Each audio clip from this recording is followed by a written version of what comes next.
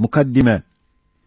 Haşr akidesinin pek çok ruhi faydelerinden ve hayati neticelerinden bir tek netice-i camiayı ihtisar ile beyan ve hayat-ı insaniyeye, hususan hayat-ı içtimaiyesine ne derece lüzumlu ve zaruri olduğunu izhar ve bu iman-ı haşri akidesinin pek çok hüccetlerinden bir tek hüccet-i külliyeyi icmal ile göstermek ve o akide-i haşriye ne derece bedihi ve şüphesiz bulunduğunu ifade etmekten ibaret olarak iki noktadır. Birinci nokta, ahiret akidesi, hayat-ı içtimaiye ve şahsiye-i insaniyenin üssül esası ve saadetinin ve kemalatının esasatı olduğuna yüzer delillerinden bir mikyas olarak yalnız 4 tanesine işaret edeceğiz.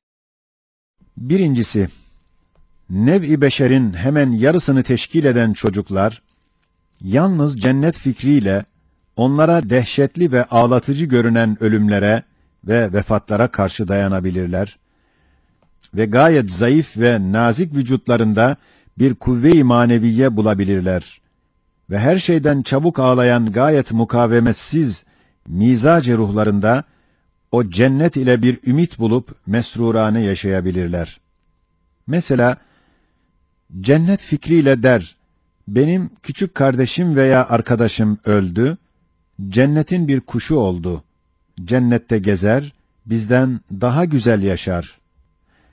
Yoksa her vakit etrafında kendi gibi çocukların ve büyüklerin ölümleri, o zayıf biçarelerin endişeli nazarlarına çarpması, mukavemetlerini ve kuvve-i maneviyelerini zir-ü zeber ederek, gözleriyle beraber ruh, kalp, akıl gibi bütün letaifini dahi öyle ağlattıracak, ya mahvolup veya divane bir bedbaht hayvan olacaktı.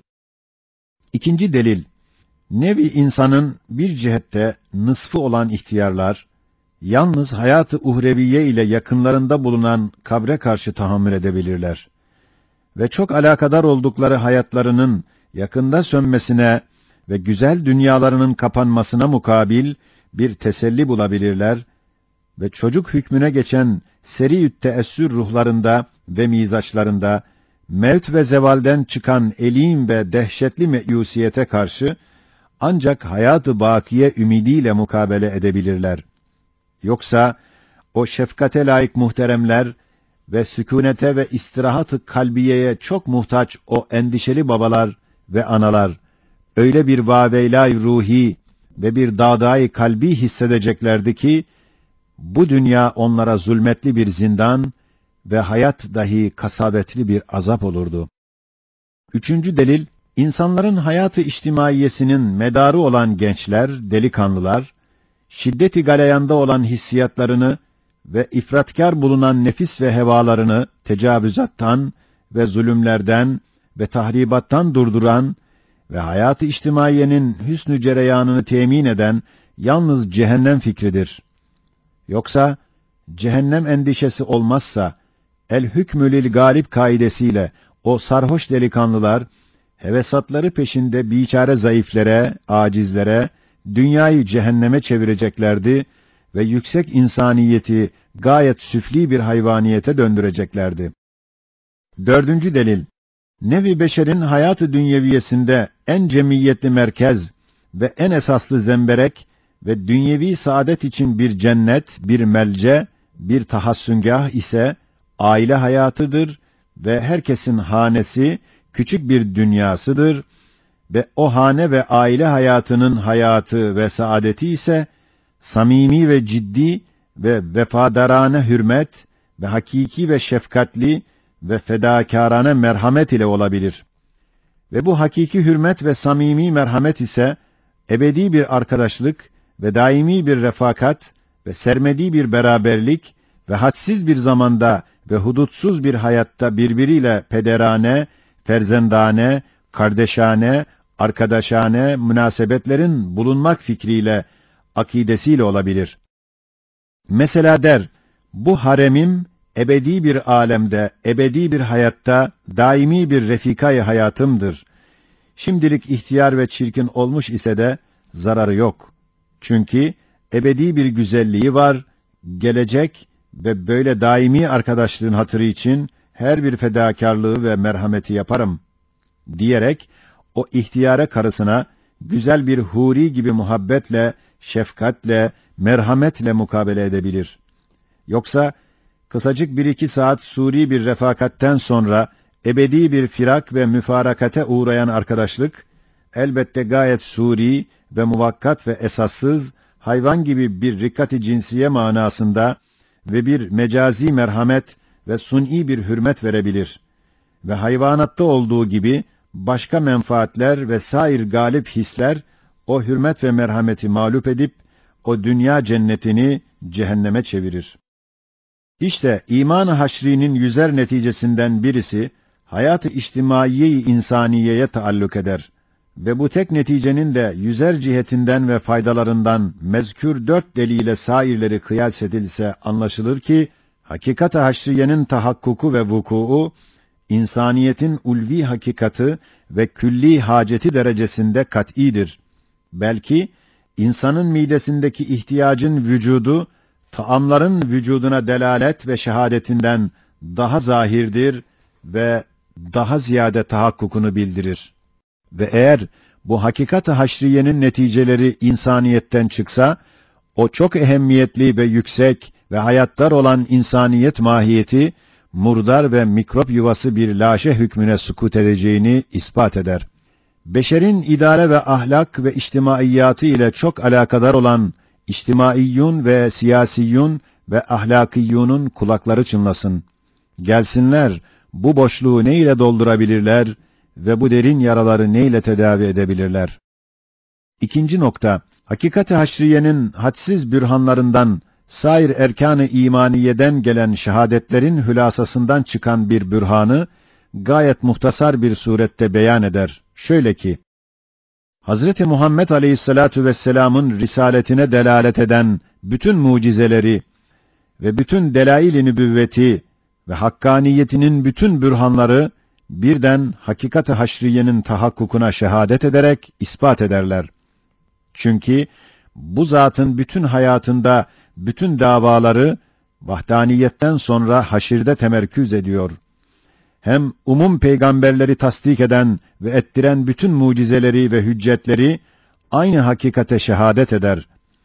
Hem ve bi rusulihi kelimesinden gelen şehadeti bedahet derecesine çıkaran ve kütübihi şehadeti de aynı hakikate şehadet eder.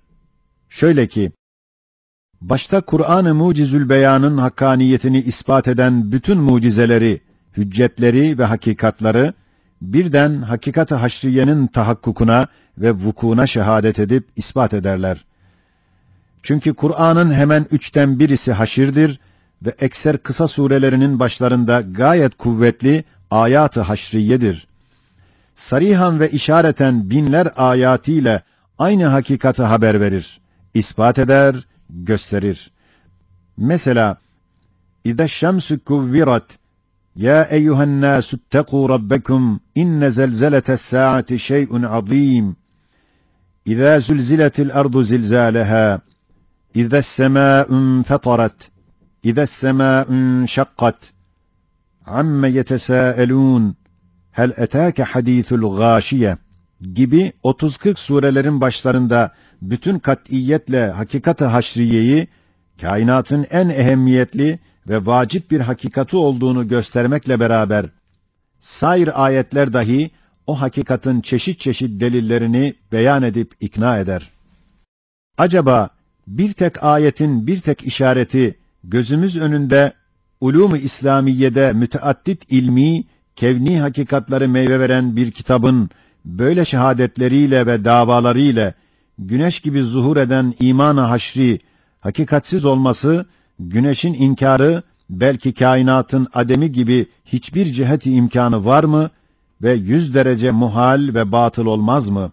Acaba bir sultanın bir tek işareti yalan olmamak için bazen bir ordu hareket edip çarpıştığı halde, o pek ciddi ve izzetli sultanın binler sözleri ve vaatleri ve tehditlerini yalan çıkarmak hiçbir cihette kabil midir ve hakikatsız olmak mümkün müdür?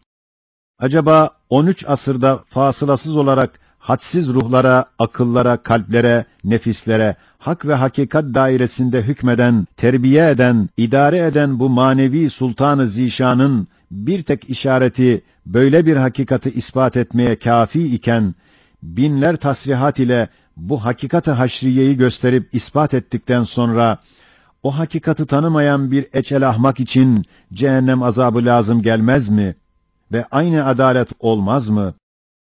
Hem birer zamana ve birer devre hükmeden bütün semavi suhufları ve mukaddes kitapları dahi, bütün istikbale ve umum zamanlara hükümran olan Kur'an'ın tafsilatla, izahatla tekrar ile beyan ve ispat ettiği hakikat-ı haşriyeyi, asırlarına ve zamanlarına göre o hakikati kat'î kabul ile beraber, tafsilatsız ve perdeli ve muhtasar bir surette beyan, fakat kuvvetli bir tarzda iddia ve ispatları, Kur'an'ın davasını binler imza ile tasdik ederler. Bu bahsin münasebetiyle Risale-i Münacat'ın ahirinde, İmanun bil yevmil ahir rüknüne, sair rükünlerin hususan Rusul ve Kütübün şehadetini, münacat suretinde zikredilen pek kuvvetli ve hülasalı ve bütün evhamları izale eden bir hüccet-i haşriye aynen buraya giriyor. Şöyle ki, münacatta demiş: Ey Rabb-ı Rahim'im!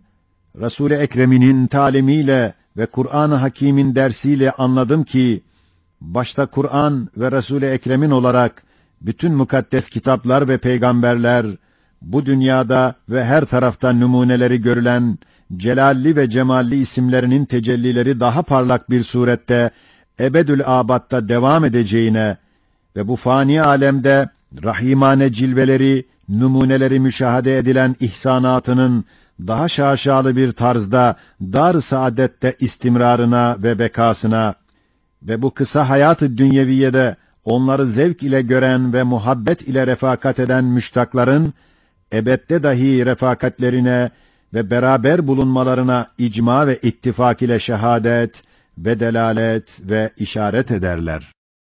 Hem yüzer mucizat-ı bahirelerine ve ayat-ı kâtıalarına istinaden, başta Resul-i Ekrem ve Kur'an-ı Hakîm'in olarak bütün nurani ruhların sahipleri olan peygamberler ve bütün münevver kalplerin kutupları olan veliler ve bütün keskin ve nurlu akılların madenleri olan sıddıkînler, bütün suhuf-u semaviyede ve kütüb-ü mukaddesede senin çok tekrar ile ettiğin binler vaatlerine ve tehditlerine istinaden, hem senin kudret ve rahmet ve inayet ve hikmet ve celal ve cemal gibi ahireti iktiza eden kutsi sıfatlarına, şe'inlerine ve senin izzet-i celaline ve saltanat-ı rububiyetine itimaden, hem ahiretin izlerini ve tereşşühatını bildiren hadsiz keşfiyatlarına ve müşahedelerine ve ilmel yakin ve aynel yakin derecesinde bulunan itikatlarına ve imanlarına binaen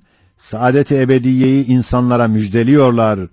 Ehli dalalet için cehennem ve ehli hidayet için cennet bulunduğunu haber verip ilan ediyorlar. Kuvvetli iman edip şehadet ediyorlar. Ey Kadir-i Hakim! Ey Rahman-ı Rahim! Ey Sadıkul Vaadil Kerim! Ey İzzet ve azamet ve celal sahibi Kahhar-ı Zülcelal! Bu kadar sadık dostlarını, bu kadar vaatlerini ve bu kadar sıfat ve şuunatını yalancı çıkarmak, tekzip etmek ve saltanat-ı rububiyetinin kat'î mukteziyatını tekzip edip yapmamak ve senin sevdiğin ve onlar dahi seni tasdik ve itaat etmekle kendilerini sana sevdiren hadsiz makbul ibadının ahirete bakan hadsiz dualarını ve davalarını reddetmek, dinlememek ve küfür ve isyan ile ve seni vaadinde tekzip etmekle senin azameti kibriyana dokunan ve izzeti celaline dokunduran ve uluhiyetinin haysiyetine ilişen ve şefkat-i rububiyetini müteessir eden ehli dalaleti ve ehli küfrü haşrin inkarında onları tasdik etmekten yüz binler derece mukaddessin ve hadsiz derece münezzeh ve âlisin. Böyle nihayetsiz bir zulümden ve nihayetsiz bir çirkinlikten senin o nihayetsiz adaletini ve nihayetsiz cemalini ve hadsiz rahmetini hadsiz derece takdis ediyoruz. Ve bütün kuvvetimizle iman ederiz ki, o yüz binler sadık elçilerin ve o hadsiz doğru dellal saltanatın olan enbiya, asfiya, evliyalar, hakkal yakin, aynel yakin, ilmel yakin suretinde senin uhrevi rahmet hazinelerine, alemi bekadaki ihsanatının definelerine ve dar-ı saadette tamamiyle zuhur eden güzel isimlerinin harika güzel cilvelerine şehadetleri hak ve hakikattır ve işaretleri doğru ve mutabıktır ve beşaretleri sadık ve vakidir ve onlar bütün hakikatların merciği ve güneşi ve hamisi olan Hak isminin en büyük bir şuağı, bu hakikat-ı ekber-i haşriye olduğunu iman ederek, senin emrin ile senin ibadına hak dairesinde ders veriyorlar ve aynı hakikat olarak talim ediyorlar. Ya Rab, bunların ders ve talimlerinin hakkı ve hürmeti için bize ve Risale-i Nur talebelerine imanı ekmel ve hüsnü hatime ver ve bizleri onların şefaatlerine mazhar eyle. Amin. Hem nasıl ki Kur'an'ın belki bütün semavi kitapların hakkaniyetini ispat eden umum deliller ve hüccetler ve Habibullah'ın belki bütün enbiyanın nübüvvetlerini ispat eden umum mucizeler ve bürhanlar, dolayısıyla en büyük müddeaları olan ahiretin tahakkukuna delalet ederler.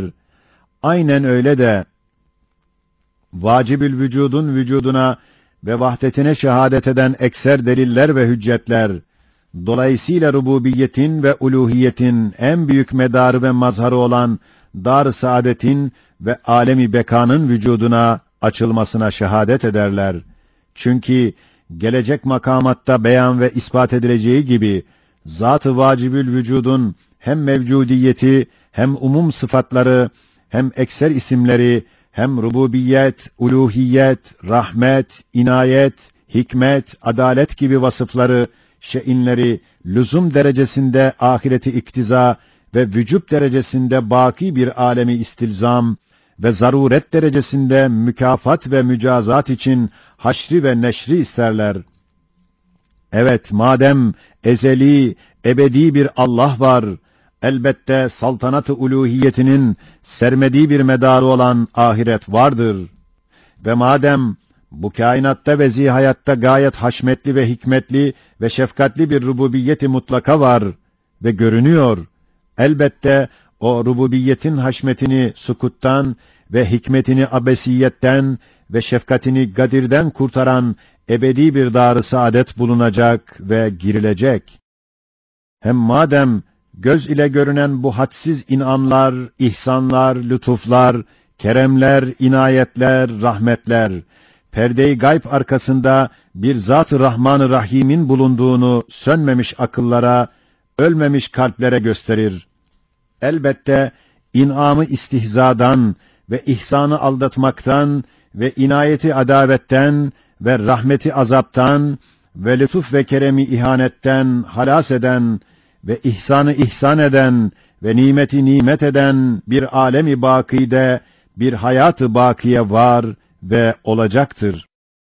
Hem madem bahar faslında zeminin dar sayfasında hatasız 100.000 kitabı birbiri içinde yazan bir kalem-i kudret, gözümüz önünde yorulmadan işliyor ve o kalem sahibi 100.000 defa ahd-ü vaad etmiş ki, bu dar yerde ve karışık ve birbiri içinde yazılan bahar kitabından daha kolay olarak geniş bir yerde güzel ve layemut bir kitabı yazacağım ve size okutturacağım diye bütün fermanlarda o kitaptan bahsediyor.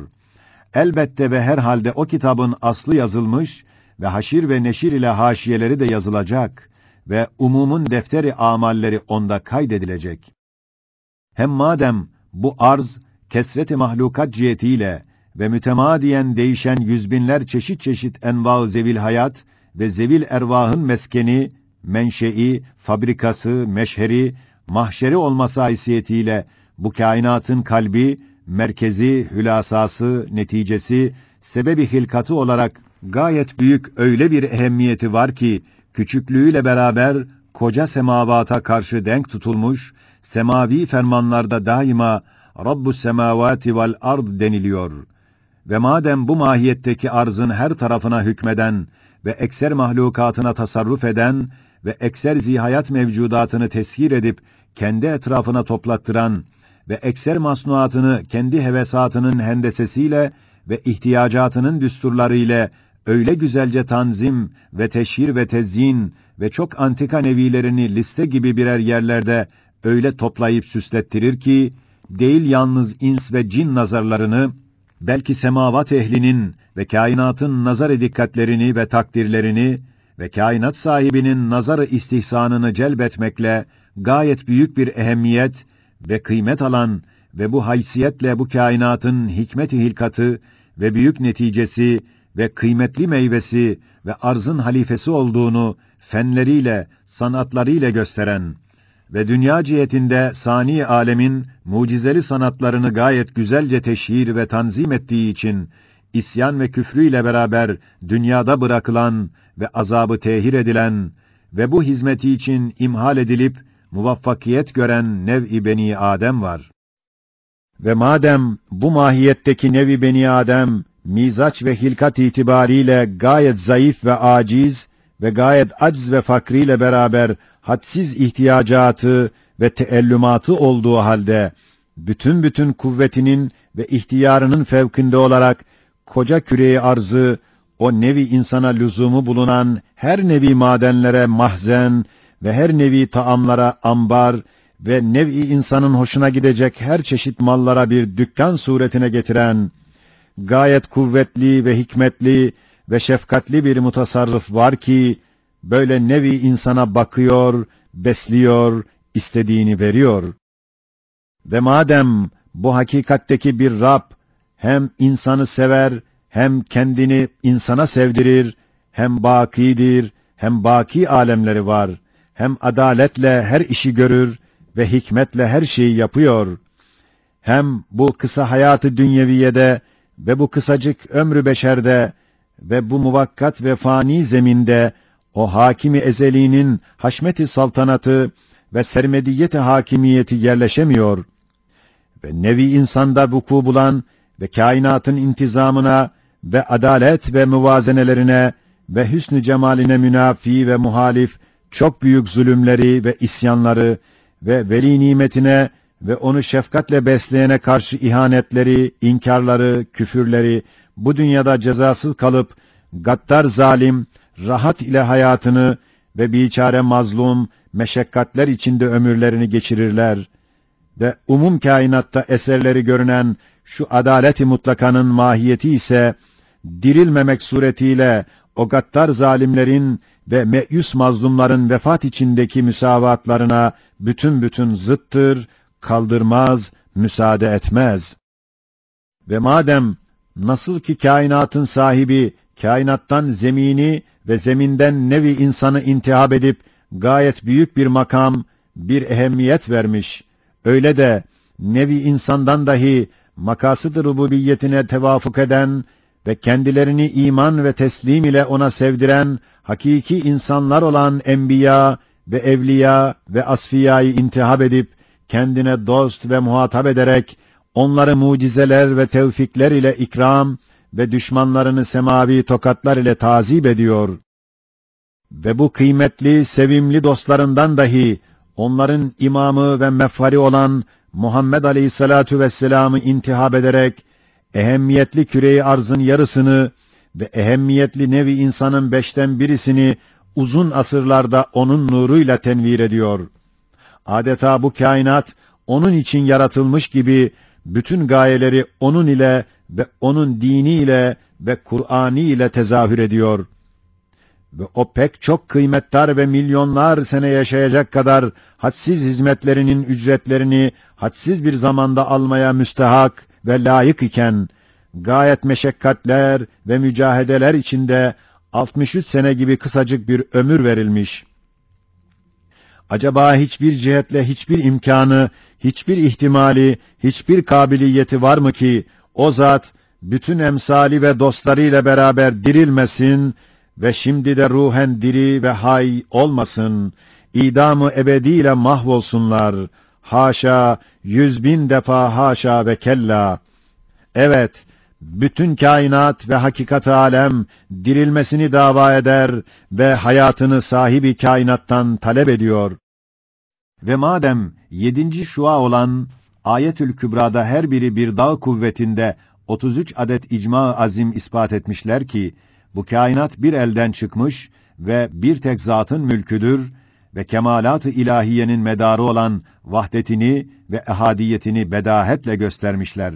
Ve vahdet ve ehadiyet ile bütün kainat, o zat-ı vahidin emirber neferleri ve musahhar memurları hükmüne geçiyor ve ahiretin gelmesiyle kemalat-ı sukuttan ve adalet-i mutlakası müstehziyane gadr-ı mutlaktan ve hikmet-i âmmesi sefahetkârane abesiyetten ve rahmet-i vâsiası lahiyane tazipten ve izzet-i kudreti zelilane acizden kurtulurlar, tekaddüs ederler. Elbette ve elbette ve herhalde iman-ı billah'ın yüzer nüktesinden bu 8 mademlerdeki hakikatların muktezası ile kıyamet kopacak, haşir ve neşir olacak, dar-ı mücazat ve mükafat açılacak. Ta ki arzın mezkûr ehemmiyeti ve merkeziyeti ve insanın ehemmiyeti ve kıymeti tahakkuk edebilsin ve arz ve insanın Halık'ı ve Rabbi olan mutasarrıf-ı hakimin mezkûr adaleti, hikmeti, rahmeti, saltanatı takarrur edebilsin ve o baki Rabb'in mezkûr hakiki dostları ve müştakları idam-ı ebediden kurtulsun ve o dostların en büyüğü ve en kıymettarı, bütün kainatı memnun ve minnettar eden kutsi hizmetlerinin mükafatını görsün ve Sultan-ı Sermedi'nin kemalatı naks-ı kusurdan ve kudreti acizden ve hikmeti sefahetten ve adaleti zulümden tenezzüh ve takaddüs ve teberri etsin. Elhasıl, madem Allah var, elbette ahiret vardır. Hem nasıl ki, mezkür 3 erkan-ı imaniye, onları ispat eden bütün delilleriyle haşre şehadet ve delalet ederler. Öyle de, وَبِمَلَائِكَتِهِ وَبِالْقَدَرِ خَيْرِهِ وَشَرِّهِ مِنَاللّٰهِ Teala olan 2 rükn-i imani dahi haşr-ı istilzam edip kuvvetli bir surette alemi bekaya şehadet ve delalet ederler. Şöyle ki, melaikenin vücudunu ve vazife-i ubudiyetlerini ispat eden bütün deliller ve hadsiz müşahedeler, mükalemeler, dolayısıyla alemi ervahın ve alemi gaybın ve alemi bekanın ve alemi ahiretin ve ileride cin ve ins ile şenlendirilecek olan dar-ı saadetin, cennet ve cehennemin vücutlarına delalet ederler. Çünkü melekler bu alemleri izni ilahiyle görebilirler ve girerler ve Hazreti Cebrail gibi insanlar ile görüşen umum melaike-i mukarrabin mezkür alemlerin vücutlarını ve onlarda gezdiklerini müttefikan haber veriyorlar. Görmediğimiz Amerika kıtasının vücudunu ondan gelenlerin ihbariyle bedihi bildiğimiz gibi 100 tevatür kuvvetinde bulunan melaike ihbaratı ile alemi bekanın ve dar-ı ahiretin ve cennet ve cehennemin vücutlarına o kat'iyette iman etmek gerektir ve öyle de iman ederiz.